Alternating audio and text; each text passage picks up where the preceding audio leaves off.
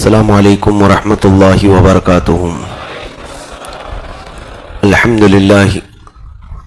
للہ الحنان المنان الذي خلق الانسان وعلمه البيان، والصلاة والسلام على سید الانس والجان وعلى آلہ واصحابہ ذوی الخیر والاحسان، اما بعد فاعوذ باللہ من الشیطان الرجیم، بسم اللہ الرحمن الرحیم۔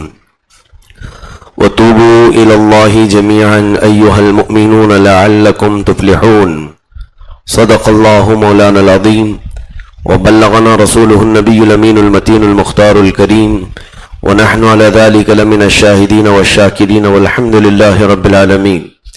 بارگاہ رسالت معاذ صلی اللہ تعالی علیہ وسلم میں درود پاک کا ہدیہ پیش کریں۔ اللهم صل على سيدنا ومولانا محمد معدن الجود والكرم وآلہ واصحابہ الکرام وابنہ الکریم وبارک وسلم صلاة دائمة سرمدا ابدا۔ عزیزان گرامی وقار، رمضان المبارکہ کے اس جمعۃ الوداع میں ہماری شرکت ہے۔ توبہ کا مہینہ، صیام کا مہینہ، قیام کا مہینہ ہم سے رخصت ہونے کو ہے۔ وہ ماہ مبارک جس نے ہمیں راتوں میں کھڑا ہونا سکھایا، وہ پاکیزہ مقدس مہینہ جس نے ہمیں راتوں کو رونا سکھایا، یہ وہ شہر مبارک جس نے ہمیں لمبے سجدے کا ذوق دیا تھا، جس نے ہمیں تلاوت قرآن کی لذتیں عطا کی۔ قرآن سننا اور پڑھنا بنسبت دوسرے مہینوں کے اس ماہ مبارکہ میں کچھ اور ہی لذت تھی۔ اسی ماہ مبارک نے ہمیں خیرات کا جذبہ دیا، دوسروں کے درد کا احساس دیا، بھوک اور پیاس کی شدت سکھائی۔ نہ جانے ایک ماہ مبارک نے ہمیں ہزاروں نعمتوں سے نوازا، اور یقیناً اس کی رخصتی پر غمگین ہونا ایک مومن کی شان ہے۔ اس کی رخصتی پر ظاہر سی بات ہے جسے احساس ہوگا نعمتوں کا، وہ تو پکار اٹھے گا کہ اے رب ذوالجلال، اچانک مجھ سے یہ ساری نعمتیں ختم کر دی جائیں گی۔ ہمارے رات میں کھڑے ہونے کی لذت، قرآن پاک کی تلاوت کی لذت، اور ہمارے گھروں میں سحر و افطار کی یہ تمام رونقیں اچانک رک سی جاتی ہیں۔ بتاؤ میرے عزیزوں، کون ہے جو رات کے اندھیرے میں اپنے گھر اٹھتے ہوں اور چولہے جلاتے ہوں اور مختصر سے کھانے پر اکتفا کر کے جلد سے اپنے منہ کو بند کر لیا جاتا ہے کہ روزہ رکھنا ہے؟ اور کون ہے جو سورج کے ڈھلتے ہی مغرب کا وقت ہونے سے پہلے پہلے اپنے دسترخوانوں پر بیٹھ جاتے ہوں؟ ہزاروں نعمتوں کو سامنے پڑی ہوئی دیکھ کر کے بھی میرے مولا کا انتظار کرتی ہے قوم کہ جب رب تعالیٰ کی طرف سے حکم ہوتا ہے اذان مغرب کا، تبھی ہم اپنے حلق کو تر کر سکتے ہیں۔ باقی ہزار ٹھنڈے پانی، ہزار پھل میوہ جات رکھے ہوں، ہمارا ہاتھ نہیں بڑھتا۔ یہ صبر ہمیں رمضان نے سکھایا تھا، یہ اپنے آپ کو روکنے کا جذبہ رمضان نے ہمیں دیا تھا۔ یقیناً اس کے جانے پر ایک مومن اشکبار ہوتا ضرور ہے، لیکن افسوس اس بات کا ہوگا کہ اگر رمضان کے جانے کے بعد بھی یہ اعلان ہو گیا مولا کی طرف سے کہ فلاں بن فلاں نہیں بخشا گیا، اس کے روزے منہ پر مار دیے گئے، اس کی عبادتیں ضائع کر دی گئیں، تو ہائے محرومی وائے حسرتا، مجھے بتاؤ پھر کس انتظار میں ہم اپنی زندگی کے دن کاٹیں گے؟ اور کون سی وہ گھڑی ہے جس میں بخشش کا اتنا بڑا دریا موجیں مارتا ہو؟ رب ذوالجلال کی ندائیں اور کون سی راتوں کو آنے والی ہیں؟ کیا آپ نے کبھی سنا ہے کہ لیلۃ القدر کے علاوہ یا رمضان کی راتوں کے علاوہ رب ذوالجلال اور سال بھر کی راتوں میں تمہیں بخشش کے لیے اعلان کرتا ہے سوائے چند راتوں کے؟ لیکن رمضان کی ہر رات، حد تو یہ ہے میرے عزیزوں، میرے آقا صلی اللہ علیہ وسلم فرماتے ہیں ہر رات لاکھوں فرشتوں کو مولا اتارتا ہے کہ جاؤ میرے بندے دن بھر بھوکے تھے، رات کو ان کی تفریح قلب کے لیے تم ان کے ارد گرد رہ کر انہیں ٹھنڈک پہنچاؤ۔ ہر رات لاکھوں فرشتے اتارے جاتے ہیں، اور پھر یہ حدیث پاک میں ہے جب جمعۃ الوداع آتا ہے، آخری رمضان کا جمعہ، رمضان کا آخری جمعہ، پورے رمضان میں جتنے فرشتے اترے تھے سب ایک ساتھ آج اتارے جاتے ہیں، اور انہیں حکم بھی ہوتا ہے کہ جو بھوکے اور پیاسے تھے ان سے مصافحہ کر کے آؤ، جو میرے لیے بھوک برداشت کرتے رہے ان سے مصافحہ کر کے آؤ۔ حدیث پاک میں ہے آج کے دن اللہ کے ملائکہ کئی لوگوں سے مصافحہ کرتے ہیں، اور پھر یہاں تک کہ فرشتے جب ہم تلاوت کرتے ہیں روزے کے عالم میں، دوسرے تو ہمارے قریب نہ آنا پسند نہیں کرتے ہوں گے، لیکن رب کا حکم ہوتا ہے اے ملائکہ اپنا منہ ان کے منہ سے لگاؤ، اپنا منہ ان کے منہ سے لگاؤ اور ان کی تلاوتوں کو اپنے منہ سے لے لیا کرو۔ ہم روزے کے عالم میں جس طرح کی بھی ہمارے منہ میں بو آتی ہو، لیکن اللہ رب العزت ہمارے لیے ملائکہ کو اتارتا ہے، یہ تمام تر نعمتیں اچانک ہم سے اٹھا لی جائیں گی۔ ہم بارہا کہتے رہے رمضان سے پہلے کہ یہ شہر غنیمت ہے، یہ ماہ غنیمت ہے، یہ فرصت کا موقع ہے، بار بار کسی کو نہیں دیا جاتا، اور چلو اب گزر رہا ہے رمضان، لیکن اگر اللہ کی بارگاہ میں یہ لکھ دیا گیا ہے کہ اس بندے کا یہ آخری رمضان ہے، اسی سال اس کی موت آنے والی ہے، کسی حادثاتی طور پر بھی موت آ سکتی ہے، کسی کو بیٹھے بٹھائے اٹیک آ کر موت آ سکتی ہے، تو پھر افسوس نہ کرے ایک مومن بندہ تو کیا کرے؟ میرے عزیزوں، جو بچے ہوئے دن ہیں میرے مولا کو منانے کے دن ہیں، یہ آخری جمعہ رب تبارک و تعالیٰ کی طرف سے اگر بخشش کا اعلان نہ ہوا تو بہت بڑی محرومی ہمارے ہاتھ آئی، بہت بڑی ہرما نصیبی ہمارے ہاتھ آئی۔ وہ کیسے کیسوں کو بخشتا ہے۔ میں یہاں پر دو چند باتیں آج عرض کرنا چاہتا ہوں۔ رمضان نے ہمیں کیا سکھایا تھا، رمضان نے ہمیں کیا دیا تھا۔ رمضان کا سب سے بڑا ایک اثر یہ تھا کہ ہمارے دلوں کو اس نے نرم کیا تھا، ہمارے دلوں کو اس نے نرم کیا تھا۔ بہت ساری چیزیں جو ہمارے اندر انا تھی، غرور تھا، تکبر تھا، ایگو تھا، اسے مار دیا تھا۔ ہم غربا اور مساکین کے ساتھ بیٹھ کر کے افطار کرنے میں بھی عیب نہیں سمجھتے تھے، ہم ان کے ساتھ بیٹھ کر کھانے میں کبھی اپنے آپ کو کمتر نہیں محسوس کرتے تھے۔ میرے عزیزوں، رمضان نے دوسروں کے درد کا احساس دیا۔ کیا تمہارے گھروں میں ایسا نہیں ہوا کہ کچھ پکایا گیا ہو اور تھوڑا سا زیادہ ہو جائے تو کسی مسکین کا انتظار کیا جا رہا ہو؟ کیا ہر گھر والے اپنے طرف سے کوئی صدقہ نہ نکالے ہوں؟ مسکینوں کا انتظار کرنا دنیا کے لیے میرا یہ چیلنج ہے۔ ہزاروں ویلفیئر سوسائٹیاں کیوں نہ ہو، بہت ساری ریلیف تنظیمیں کیوں نہ ہو، لیکن غریبوں اور مسکینوں کے درد کا احساس انہیں نہیں ہوگا، کیونکہ وہ نہ بھوکے رہتے نہ پیاسے رہتے ہیں۔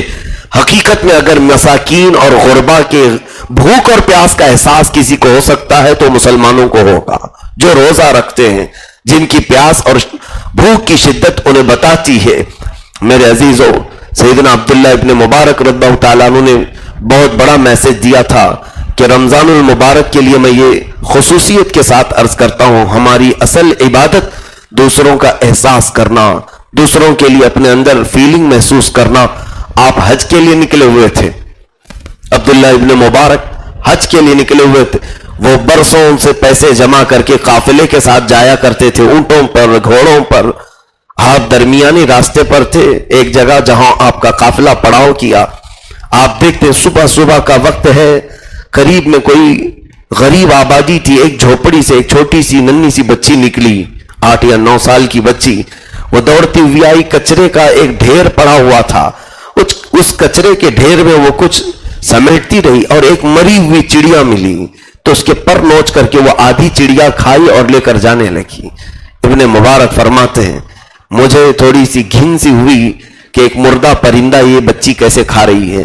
میں دوڑ کر اس کے پاس گیا اور اس سے پوچھا کہ بیٹا کیا تو مسلمان ہے؟ کہا ہاں، میرے آبا و اجداد مسلمان ہیں، میں مسلمان ہوں۔ کہا یہ مری ہوئی پرندے کو تو کیسے کھا رہی، چڑیا کو؟ تو اس چھوٹی سی بچی نے اپنا سر جھکا لیا اور کہا اے آنے والے بزرگ، بتاؤ جس کے گھر میں 8 دن سے کھانا نہ پکتا ہو، جہاں روزی آنے کے کوئی ذریعے ہمارے پاس نہ ہو، نہ ہمیں کوئی خیرات کرنے والا ہے، کیا اسلام اس بات کی بھی اجازت نہیں دیتا کہ جان بچانے کے لیے مردہ کھا لیا جائے؟ ابن مبارک فرماتے میرا دل دہل گیا. میں اس کے گھر جا کر دیکھا تو سارے کے سارے برتن سوکھے پڑے ہوئے ہیں. ایسا لگتا تھا کہ برسوں سے یہاں پر کوئی چیز آئی نہیں ہے, نہ کوئی اناج کے اثرات, نہ کسی پکی ہوئی چیز کی وہاں خوشبو. حضرت ابن مبارک نے کہا میں نے اپنے پوری جو حج کے پیسے تھے سب جمع کر کے اس بچی کی جھولی میں ڈال دیا. کہا بیٹا اس کو لو اور عیش سے جیو, جو ضرورت ہو کھایا کرو. بیچ راستے سے آپ پلٹ کر کے اپنے وطن آ گئے, حج کے لیے نہیں, حج کے لیے جا نہ سکے. واپس جب آئے تو بہت سارے لوگ جو حج کے لیے جا چکے تھے, پھر وہ حاجی جب واپس آئے, لوگوں نے ان سے پوچھا کہ تمہارا حج کیسا ہوا؟ تو حاجی کہتے تھے ہمارے حج کا کیا کہنا, ہم تو عبداللہ ابن مبارک کے ساتھ عرفات میں تھے, ہم عبداللہ ابن مبارک کے ساتھ مینا میں تھے, ہم ابن مبارک کے ساتھ طواف کعبہ کر رہے تھے, ہمارے حج کا نہ پوچھو, ان کی دعاؤں کے سائے میں ہم نے حج کیا ہے. لوگوں نے کہا تم لوگ کیسی بات کر رہے ہو, ہم نے تو ابن مبارک کو حج کے موسم میں ان کے گھر میں دیکھا اور تم نے ان کے ساتھ حج کیسے کیا؟ یہ معاملہ بڑھا تو ابن مبارک کے پاس لوگ آئے, پوچھا کہ یہ لوگ کہتے ہیں کہ آپ کے ساتھ حج کیا اور آپ تو یہی تھے. آپ رونے لگے, میرا رب ذوالجلال بڑا مہربان ہے, میں نے ایک بچی پر کیا رحم کیا, اس نے مجھ پر ایسا رحم کیا کہ میری شکل کا ایک فرشتہ میرے لیے حج کے لیے بھیجا اور وہ ہماری جانب سے حج کرتا رہا. عزیزان گرامی, یہی عبداللہ ابن مبارک رضی اللہ تعالیٰ عنہ نے فرمایا اصل عبادت تو یہ ہے میرے عزیزوں, کسی کے درد کا احساس کرنا, کسی کے دردوں کے متعلق اپنے اندر فیلنگ لانا, اور یہ سب سے بہترین موقع رمضان ہمیں دیتا ہے.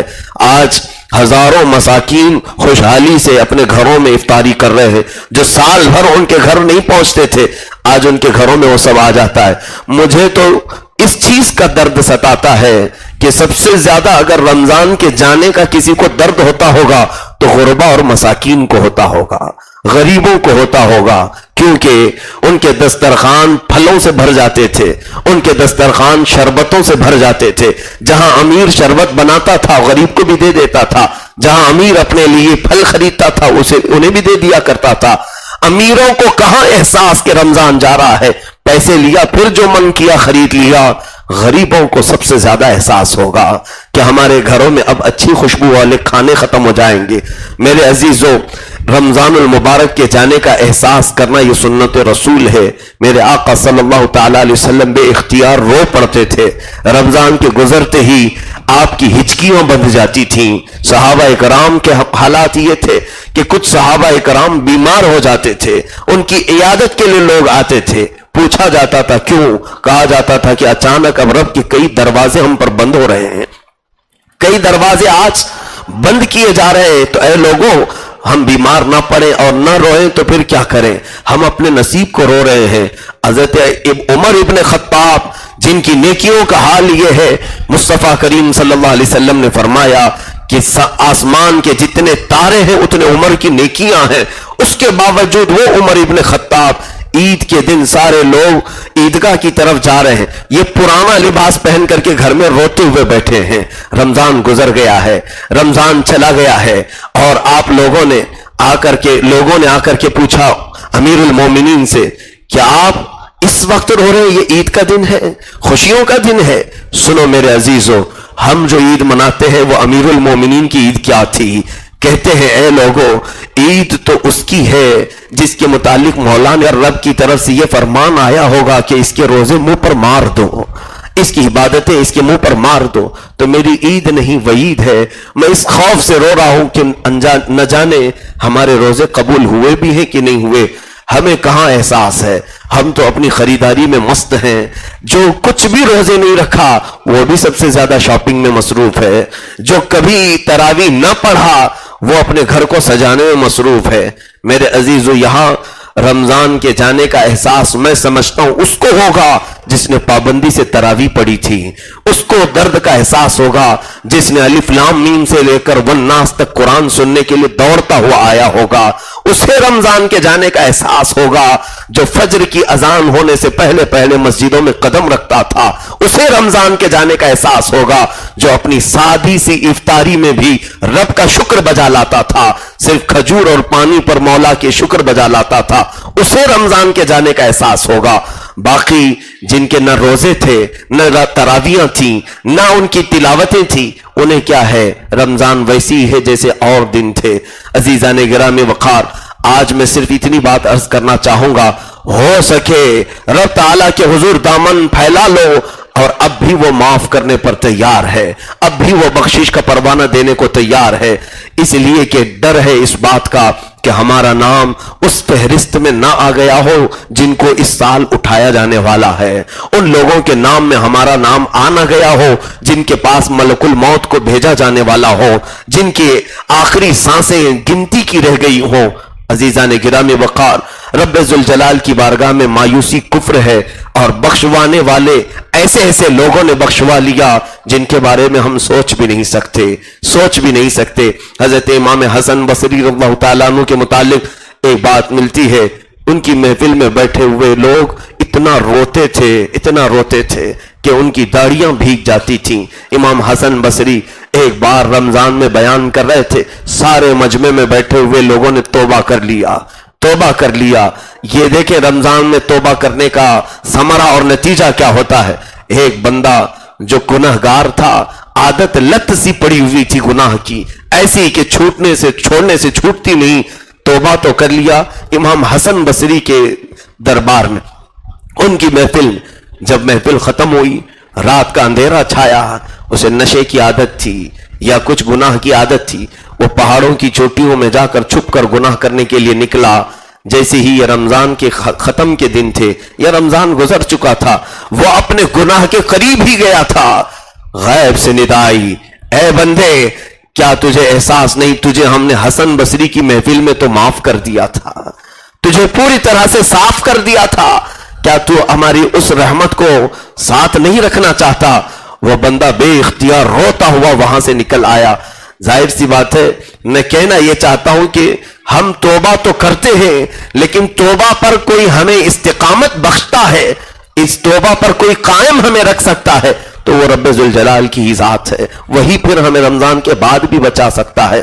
عزیزان گرامی وقار، حسن بصری رضی اللہ تعالیٰ عنہ کی ہی بات ہے، فرماتے ایک عورت روتی ہوئی ان کے گھر آئی تھی، اور یہ کہنے کے لیے کہ میرا بیٹا آخری سانسیں لے رہا ہے، جوان لڑکا ہے، اور اس کی ایک ہی خواہش ہے کہ آپ اس کی جنازے کی نماز پڑھائیں۔ حسن بصری نے پوچھا کیا وہ ہماری مسجد میں آتا تھا؟ کہا اس نے نماز کوئی نہیں پڑھی، وہ روزے بھی نہیں رکھتا تھا، ہاں بس اس نے عیاشی بہت کی ہے، لیکن اے امام اب وہ توبہ کر رہا ہے، لیکن بستر پر ہے، اس کا علاج نہیں ہونے والا ہے، اس کی آخری سانسیں چل رہی ہیں، لیکن میرے بچے نے صرف مجھ سے ایک ہی خواہش کا اظہار کیا کہ آپ اس کی جنازے کی نماز پڑھاتے ہیں۔ حسن بصری نے کہا یہ نہیں ہو سکتا، جاؤ تمہارا بیٹا گنہگار ہے، تمہارا بیٹا پاپی سیاہکار ہے، ہم اس کے جنازے میں پڑھانا تو دور حاضر بھی نہیں ہوں گے، کہیں اللہ کا عذاب آئے تو میں بھی اس عذاب میں نہ گرفتار ہو جاؤں۔ وہ بوڑھی خاتون روتی ہوئی گھر آئی، بیٹے نے پوچھا اماں کیا کہا؟ انہوں نے کہا کہ بیٹا تو کیا تمنا رکھتا ہے، تیرے گناہ ایسے ہیں کہ پورا مجمع جانتا ہے، پورا شہر جانتا ہے۔ اس نے ہچکیاں لینی شروع کی، کہا حسن بصری کے زمانے کا وہ نوجوان اپنی ماں سے کہتا ہے اگر میں اتنا گنہگار ہوں اور جس کے جنازے میں حسن بصری بھی نہیں آ سکتے تو ظاہر سی بات ہے میں دنیا کا سب سے بڑا پاپی ہوں۔ ماں اگر میری موت ہو جائے صرف میری آخری وصیت یہ ہے کہ میرے پیر میں رسی باندھ کر شہر کی گلیوں میں مجھے کھینچتا ہوا لے جانا، میری میت کو کھینچتے ہوئے لے جا کر کسی گٹر میں ڈال دینا، جیسے کوئی کتا مرے تو اسے کھینچ کر ڈالا جاتا ہے۔ ماں تڑپ اٹھی، بیٹا ایسا کیوں کہہ رہے ہو؟ کہا تاکہ پوری قوم کو بتایا جا سکے کہ ایک گنہگار کی موت کا انجام دنیا میں یہی ہونا چاہیے، اس سے بہتر اسے دفن کرنے کا طریقہ نہیں ہونا چاہیے، سب کو یہ بتا دو تاکہ مجھے دیکھ کر اور دوسرے نوجوان سدھر جائیں کہ گناہوں پر جس کی صبح شام ہوتی ہے اس کی موت اسی طرح سے ہونی چاہیے، اس کا جنازہ ایسے ہی نکالنا چاہیے۔ ماں اس کی باتیں سنتی رہی، روتی رہی اور اس نے وعدہ تک لے لیا اپنی ماں سے کہ تم رسی لاؤ گی، میرے پیر کو باندھو گی۔ ماں ہاں کہتی رہی اور صبح کا وقت نہیں ہونے پایا تھا کہ بھنور میں ہی اس کی روح نکل گئی، وہ تڑپ تڑپ کر بستر پر مر گیا۔ ابھی اعلان بھی نہیں ہوا تھا، اس کی موت کا اعلان نہیں ہوا تھا، دروازے پر دستک ہوئی، خاتون دروازہ کھولتی ہے، دیکھا امام حسن بصری کھڑے ہوئے ہیں، دروازے پر امام وقت کھڑے ہیں۔ تو آتے ہی انہوں نے کہا اے خاتون کہاں ہے تیرا بچہ؟ کہا وہ بستر پر تڑپ کر انتقال کر چکا ہے۔ کہا میں آیا ہوں، اسے میں غسل بھی دوں گا، اسے میں کفن بھی پہناؤں گا، اس کا جنازہ میں اٹھاؤں گا اور اس کا جنازہ میں پڑھوں گا۔ کہا وہ خاتون روتی ہوئی کل میں آپ کے پاس آئی تھی یہی ریکویسٹ لے کر، اس کی ایک ہی التجا تھی، آپ نے تو انکار کر دیا تھا۔ کہا ہاں مجھے صرف اس کے گناہ معلوم تھے، رات میں جب سویا تو مولا کی طرف سے مجھے خواب میں یہ اشارہ دیا گیا اے حسن جسے ہم نے معاف کیا ہے تم کیوں اس سے ناراض ہو، جاؤ اس کے جنازے میں۔ میں نے جب اللہ کی طرف سے یہ پیغام سنا تو پھر احساس ہوا کہ رب ذوالجلال کی رضا اسی میں ہے کہ اس نوجوان کا کندھا دیا جائے، اٹھایا جائے۔ عزیزان گرامی، یہ واقعہ پڑھنے کے بعد روح مچل گئی۔ وہ قدیر و جبار خدا ہزاروں پاپ ہونے کے بعد بھی کسی کے جنازے میں امام وقت کو بھی بھیجتا ہے تاکہ اس کی روح کو قرار آ جائے، سکون آ جائے۔ کون ہے جو ہمارے عیبوں پر ہاتھ رکھ سکے؟ آج کون ہے جو ہمارے گناہوں کو دیکھ کر کے چھپانے کی طاقت رکھتا ہو؟ میاں ہم نے جن کو دوست بنایا ہے، اگر ہم اپنے رات کی تنہائی کے گناہوں نے شیئر کر لیں تو پھر نہ جانے ہزاروں میں ہمیں ذلیل کریں گے، ہزاروں میں ہمیں رسوا کریں گے۔ ایک تمہارا خالق ہے، ایک تمہارا پروردگار ہے جسے سب ہمارے دلوں کے وسوسے بھی معلوم ہے، ہمارے آنکھوں کی خیانتیں بھی معلوم ہے، لیکن بندہ جب اس سے صلح کرتا ہے، رو کر اس سے صلح کرتا ہے تو مولا نہ صرف اس کے گناہوں کو چھپاتا ہے بلکہ اس کے اعزاز میں وقت کے بڑے بڑے لوگوں کو بھیجتا ہے۔ اسی طرح سے خلیفہ ہارون رشید کے زمانے میں ایک شخص ایسا تھا جو بہت ہی گنہگار تھا، بہت گناہ کرتا تھا، اور اس کے گناہ کیا تھے؟ روزانہ ایک طوائف کے کوٹھے پر رہتا تھا اور روزانہ شراب کی ایک بڑی بوتل خریدتا تھا، بڑی بوتل خریدتا تھا، اور اس کے متعلق پورے شہر میں معلوم تھا اس کے پاس یہ دن بھر کمائی کرتا ہے اور رات کو کسی کوٹھے میں گزارتا ہے اور پھر شراب کی بوتل لے کر کے پتہ نہیں کہیں چلا جاتا ہے۔ لیکن دیکھیں اللہ رب العزت کسی کسی کو ایسی قوتیں عطا کیا ہے کہ وہ بندہ دکھتا تھا لیکن تھا ایسا نہیں۔ جب اس کا انتقال ہوا تو بادشاہ وقت جب چلتا ہوا جا رہا تھا تو لوگوں نے اس کی لاش کو لا کر کے پھینک دیا تھا، کوئی جنازہ پڑھنے کو تیار نہیں، کوئی اٹھانے کو تیار نہیں۔ تو وہ سفر بادشاہ کا سواری سے گزر رہا تھا تو بادشاہ نے رکوا دیا، پوچھا کہ کس کی لاش ہے؟ کہا گیا فلاں فلاں کی ہے۔ کہا اس طرح سے پھینکا نہیں جائے گا، اٹھاؤ اسے دفن کیا جائے گا، مسلمان کی لاش ہے چاہے جتنا بھی گناہ کیا ہو۔ بادشاہ نے جنازہ پڑھا اور جب دفن کرنے کے لیے گئے اس کی بیوی دھاڑے مارتے ہوئے روتی ہوئی آئی، آج میرے مولا کی ذات پر مجھے اتنا یقین ہوا۔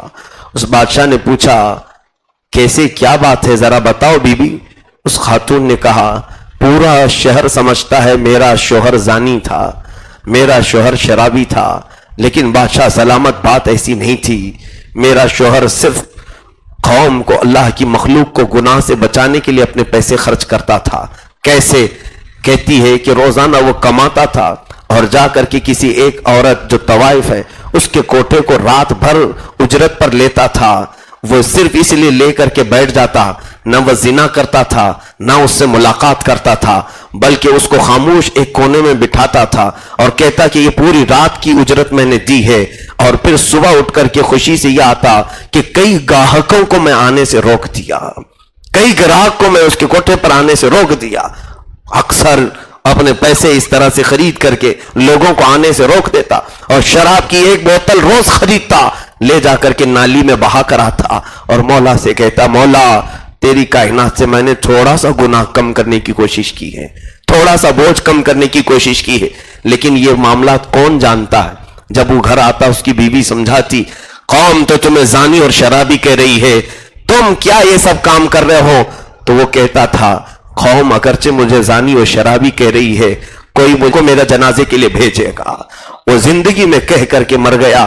اس کی خاتون کہتی ہے میں نے اس کی لاش کو لوگوں کے حوالے جو کیا صرف یہ دیکھنے کے لیے، ہاں کیا رب تعالی حقیقت میں اس کے تمام اعمال کو دیکھ رہا تھا؟ जिस वक्त तुम्हारी सवारी आई है बादशाह, मेरी रूह पुकार उठी। वो कदीर और जब्बार खुदा किसी को मायूस नहीं करता। जब बंदा उसकी तरफ बढ़ता है या उसे राजी करने की कोशिश करता है तो बेइख्तियार वो बख्शिश का ऐलान फरमाता है। अजीजान गिरामी वक़ार, बेशुमार लोगों ने रब ताला को मना लिया अपनी जिंदगी में और उससे अपनी माफी भी करवा ली, लेकिन आज जो हम जिंदा हैं हमें हमारी फिक्र की जरूरत है। आज हमें हमारी फिक्र की जरूरत है। जो जा चुके उनके फैसले हो चुके होंगे, उनको कहां रखा गया ये अल्लाह बेहतर जानता है। उनमें से बाज वो होंगे जिनको अल्लाह रब्बुल इज्जत ने कुछ नेकियों की बुनियाद पर आराम और सुकून की नींद दे दिया होगा। कुछ वो होंगे जो अजाब में झुलस रहे होंगे।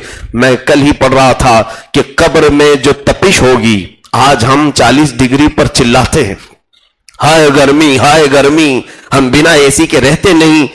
मैंने एक रिवायत ये पढ़ी कि कब्र में जो दहकाया जाएगा आग मैयत के लिए, अगर उससे 12 मीटर दूर कोई एक बड़ा जानवर बैल या भैंस गुजार दिया जाए, उससे 12 मीटर दूर, तो वो भून करके कबाब बन जाएगी।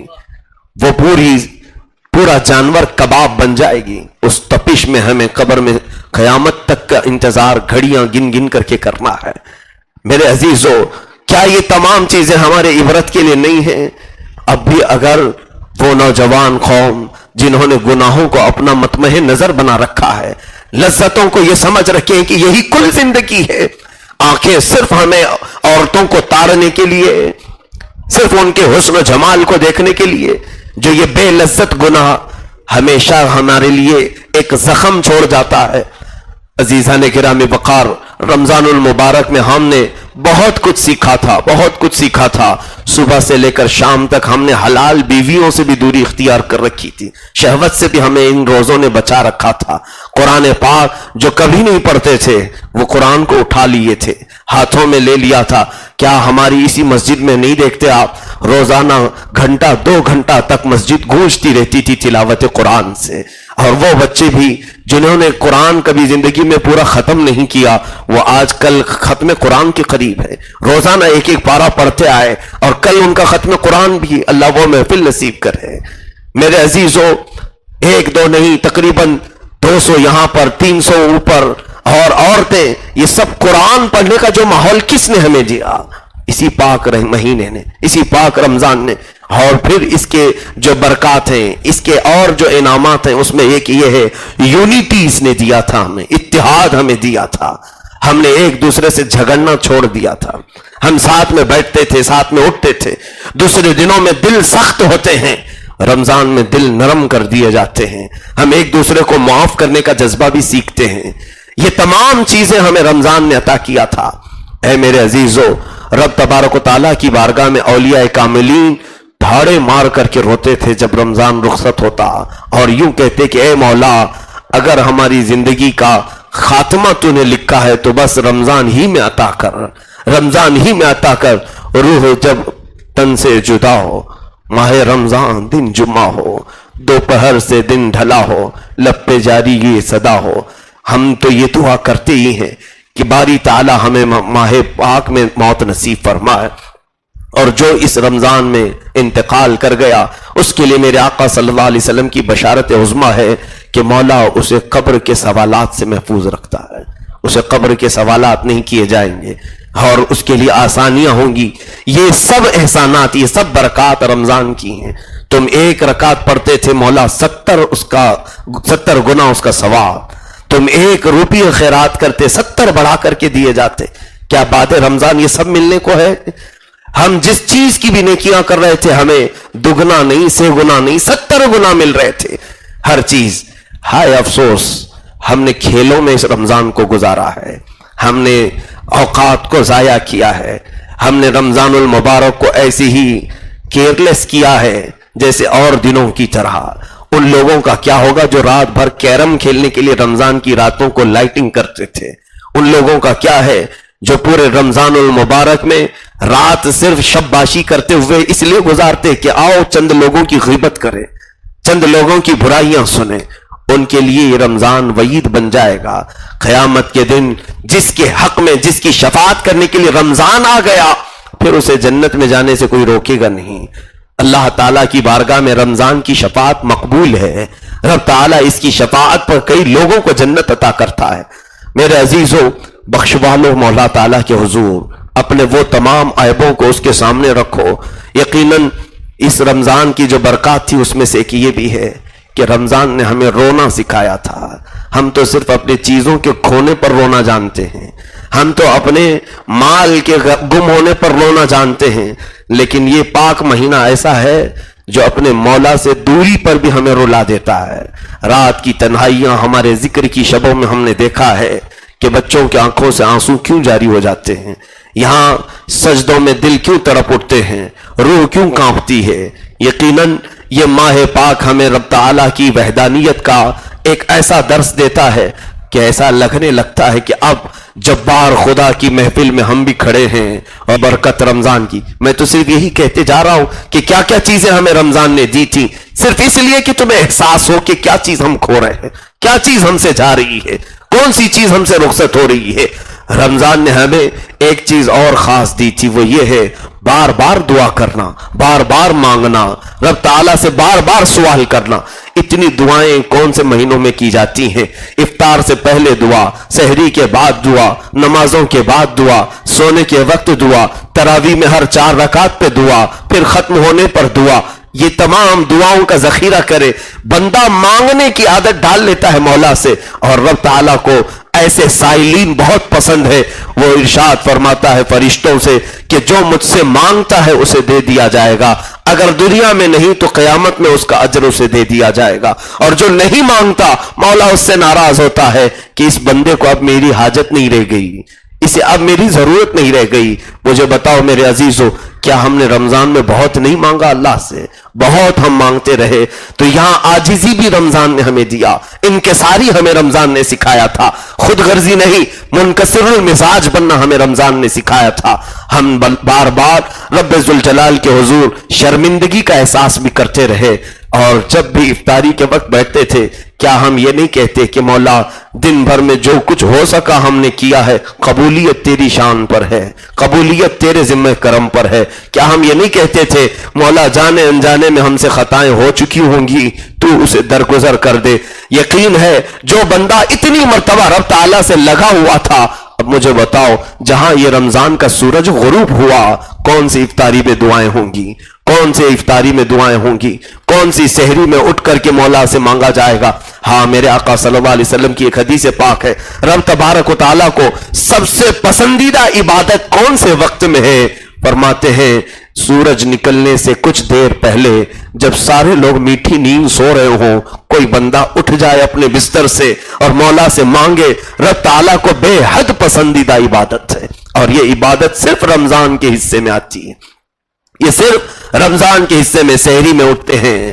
سحری میں اٹھتے ہی لوگ جلد جلد اپنے اپنے ناشتوں سے فارغ ہو کر دعا میں مشغول ہوتے ہیں. کئی لوگ ہیں جو قرآن کی تلاوتوں میں مشغول ہیں، کئی ایسے ہیں جو اٹھتے ہی پہلے تہجد کی نماز ادا کر لیتے ہیں. بتاؤ یہ تہجد کا موقع رمضان کے علاوہ کہاں ملتا ہے؟ میرے عزیزو، بہت بڑی بڑی نعمتیں جو پاکیزہ ماہ نے ہمیں دیے تھے وہ چند ہی سانسوں کے بعد اب ہم سے ختم ہونے کو ہیں. عید کے دن کا انتظار وہ کر رہا ہے جسے ناچنا ہو، جسے خوشیاں منانا ہو. ہم تو عید کا انتظار نہیں کر رہے، مولا کی بخشش کا انتظار کر رہے ہیں. اے رب ذوالجلال، اس وقت تک ہم پر سے رمضان کو نہ ہٹا جب تک ہمارے نام کی مغفرت کا اعلان نہ ہو جائے. اور آخری راتوں میں بھی اگر ہم بخشے گئے تو مولا یہ اس کا فضل و کرم احسان عظیم ہے.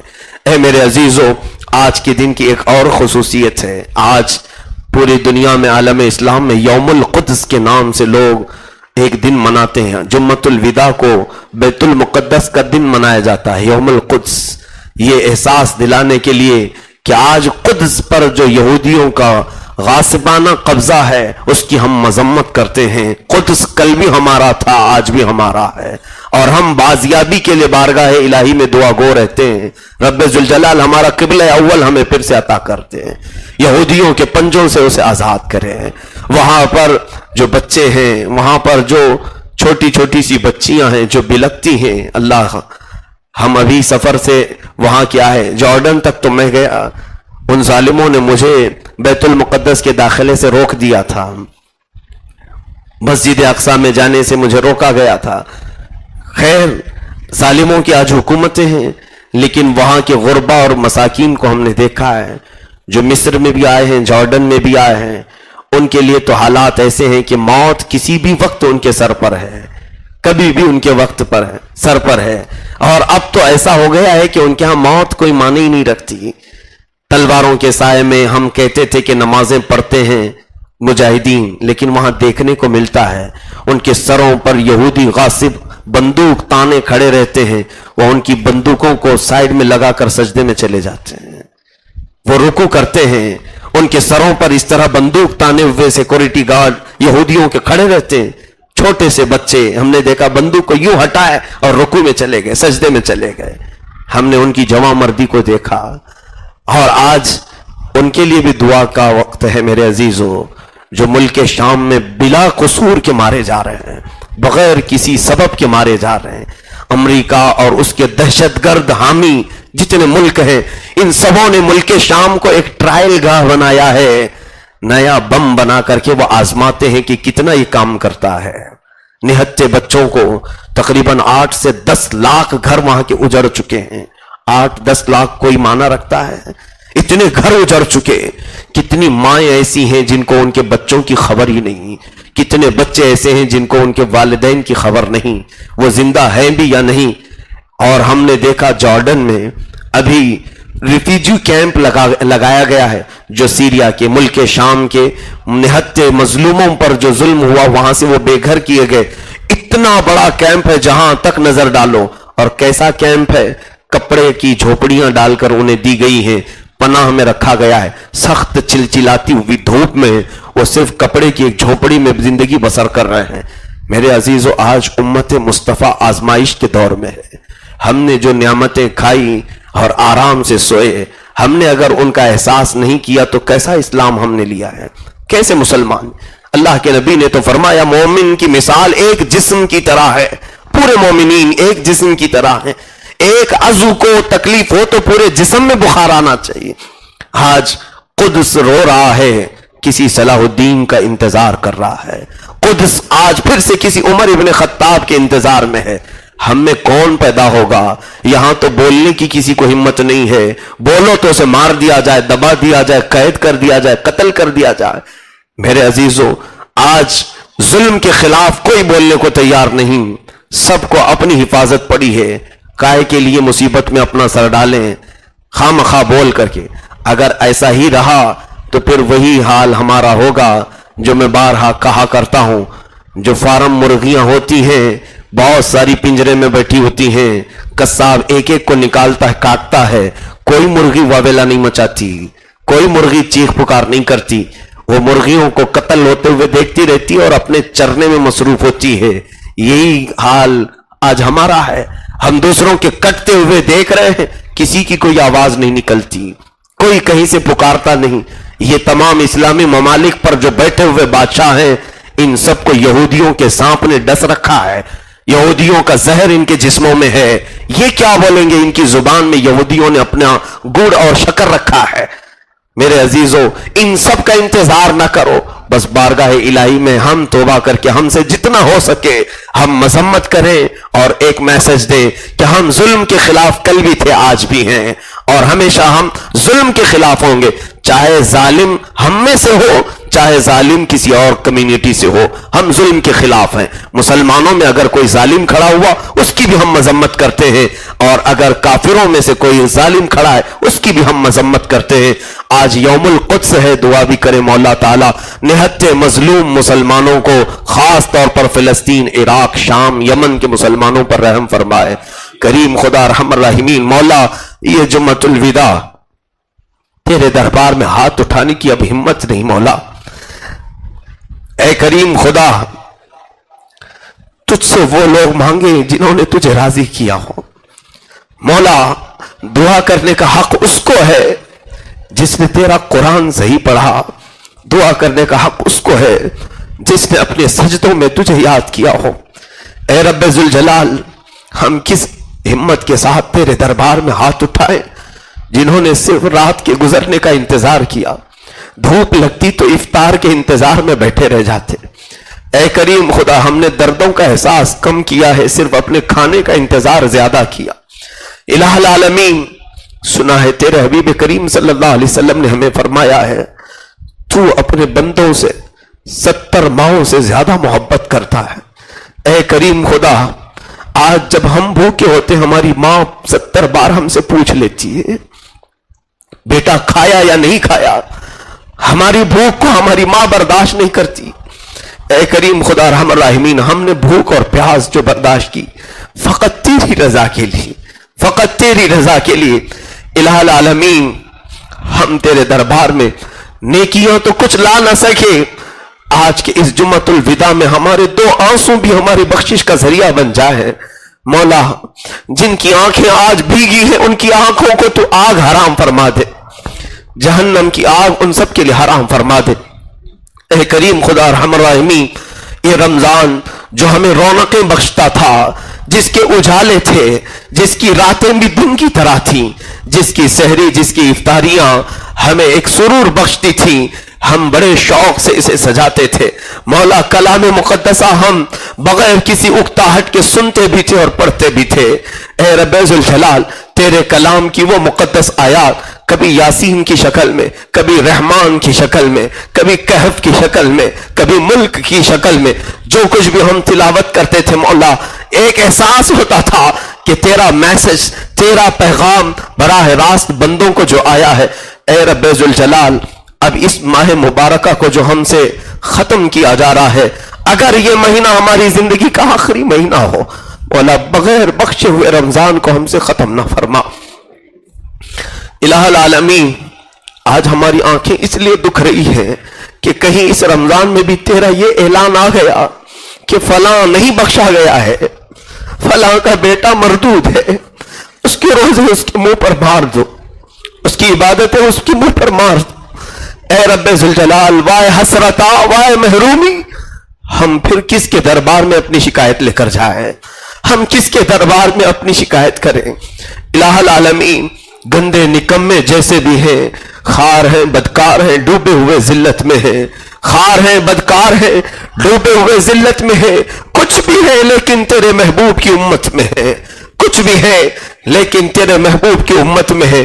اب یہ بتا ہم اپنے داستان غم تیرے علاوہ کس کو سنائے، تجھ سے جو منہ چھپائیں تو کریں کس کے سامنے، تجھ سے جو منہ چھپائیں تو کریں کس کے سامنے، کیا اور کسی سے توقع نظر کی ہے۔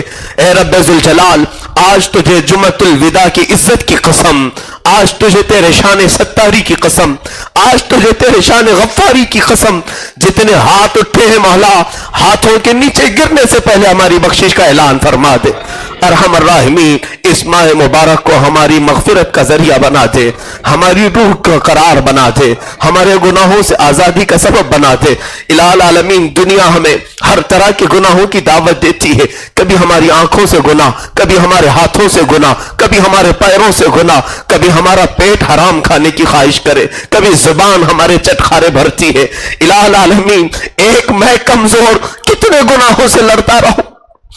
الہ العالمین اگر تیرا فضل نہ ہو تو یہ دنیا کب کے ہمیں گناہوں سے مار دے گی۔ مولا اے رب ذوالجلال اس کے دامے فریب سے ہم سب کو آزاد فرما دے، اس کے چنگل سے، اس کے زلزلے سے، اس کے دلدل سے ہمیں آزاد فرما۔ کریم خدا رحم الراحمین بوڑھوں پر بھی رحم فرما، بچوں پر بھی رحم فرما، جوانوں پر بھی رحم فرما، عورتوں پر بھی رحم فرما۔ مولا اس ماہ مبارک میں تیرے لیے جو بستر پر پڑے ہوئے مریض تیری بارگاہ میں آس لگائے بیٹھے، کچھ تو موت و حیات کی کشمکش میں ہے مولا، اگر ان کے حق میں صحت بہتر ہو تو انہیں شفا عطا فرما دے، اگر ان کے حق میں صحت بہتر نہ ہو تو بہتر معاملہ فرما دے۔ اے کریم خدا ارحم الراحمین کچھ ہمارے پاس چھوٹی سی بچیوں کی درخواستیں آئی ہیں، 6 سال کی بچی جسے پورے ہاتھ کا کینسر۔ اے رب قدیر ایک غریب گھر جو کینسر کے علاج کا بوجھ برداشت نہیں کر سکتا، ارحم الراحمین اگر وہ تیری آزمائش میں ہے تو مولا ہم کمزوروں سے تو آزمائش نہ لے، ہم کمزوروں سے تو امتحان نہ لے۔ قدیر و جبار خدا تو نے تو فرمایا لا یکلف اللہ نفسا الا وسعها، اللہ کسی جان پر اس کی طاقت سے زیادہ تکلیف نہیں دیتا۔ ارحم الراحمین ہمارے کمزور جسم تیرے عذاب کو سہنے کے قابل نہیں. مولا بے سبب بے حساب ہم کو بخش کر کے جنت عطا فرما. اے رب ذوالجلال اخیر میں صرف اتنی التجا ہے, ہم نے وہ آنکھیں رکھی تو نہیں ہے کہ سوال کرے, مگر پھر بھی تیری کریمی کی شان پر ہم آس لگائے صرف اتنا سوال کرتے ہیں, نہ جانے یہ آنکھیں کب ہمیشہ کے لیے بند ہو جائیں. ان آنکھوں کو ایک بار جمال مصطفیٰ عطا فرما دے, رسول کریم صلی اللہ علیہ وسلم کے دیدار سے مشرف فرما. وصلی اللہ تعالی علی خیر خلقی محمد وآلہ وصحبہ اجمعین وآخر دعوانا الحمدللہ.